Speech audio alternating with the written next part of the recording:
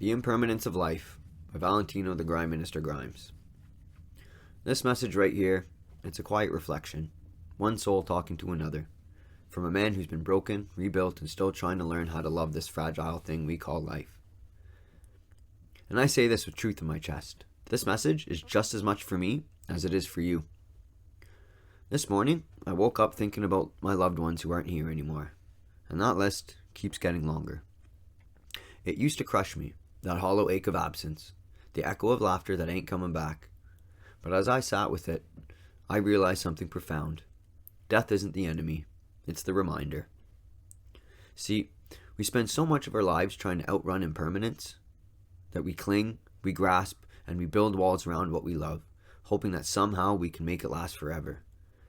But nothing in this world has ever stayed the same. Not the seasons, not the sky, not even us.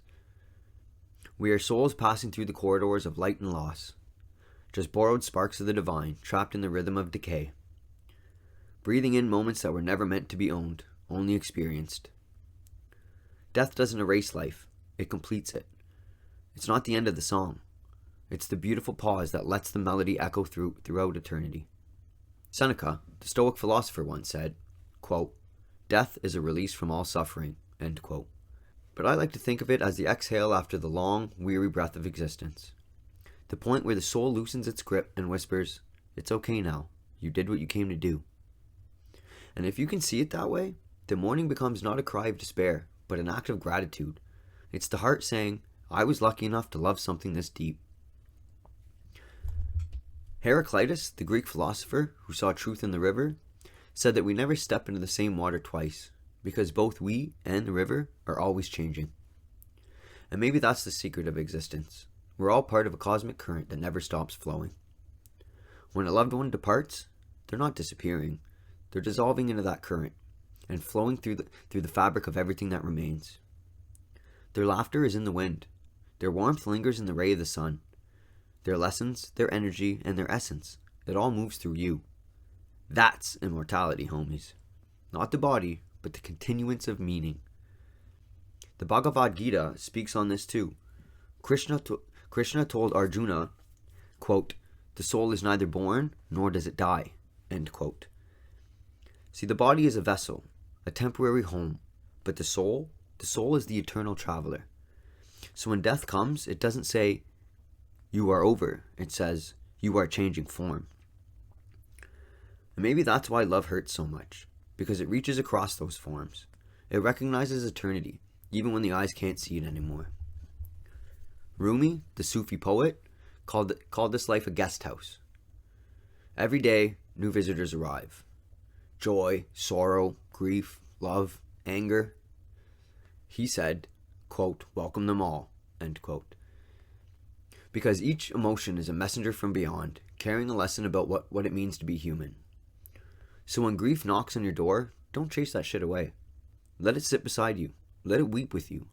Because grief isn't proof that love is gone. Grief is proof that love is fucking real. Grief is just love with nowhere to go. So give it somewhere to go. Give it to someone else. And the beauty about love is that it always finds its way back into this world. Viktor Frankl, a man who endured the unendurable in Auschwitz, wrote this, quote, "When we are no longer able to change a situation, we are challenged to change ourselves," end quote. And that's the truth about loss. When someone we love leaves this world, we are given a choice: to close ourselves off, or to expand our hearts so wide that their memory can live through us using love that spills over on everybody else. That's how we honor them, not with flowers on the gravestone, but with the continuation of that fire through our daily actions. Japanese Zen masters celebrate the cherry blossom, that delicate flower that blooms for a brief, beautiful, brilliant moment, and then falls gracefully to the earth.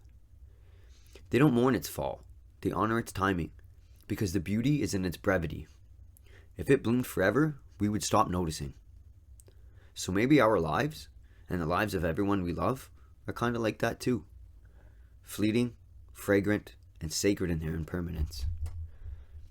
Khalil Gibran once said, quote, "The deeper that sorrow carves into your being, the more joy that you can contain," end quote. That means grief isn't a wound. It's the doorway through which the soul learns to feel more deeply. It's the space love leaves behind so more love can grow. So we shouldn't try to get over the people we've lost. We don't need closure. We need continuation. Talk to them in our quiet moments. Laugh at their jokes that only they'd get. Carry them in the way that we live, in the kindness that we show, and in the battles that we fight. Because death can't end something that fucking powerful. And then, of course, because you know who your boy's going to choose as his last example, there's Socrates. Socrates said, quote, "To fear death is to think we know what we do not know," end quote. Ain't that the truth, homies? We act like we've mapped this universe out, but what lies beyond is still a mystery. And maybe that mystery isn't darkness at all. Maybe it's light so vast that our eyes, while living, just can't bear to see it. Who the fuck knows? So instead of fearing what comes after, let's stand in awe of it. Let's honor the mystery. Let's live so completely that when it's our turn to leave, we go smiling, knowing that we gave life everything that we had.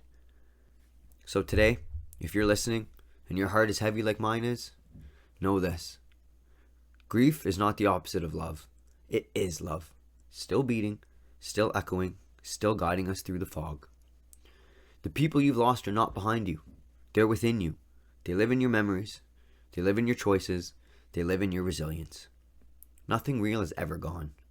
Life is impermanent, yes, but love is eternal. As always, and with love, Valentino, the Grime Minister Grimes. Love ya.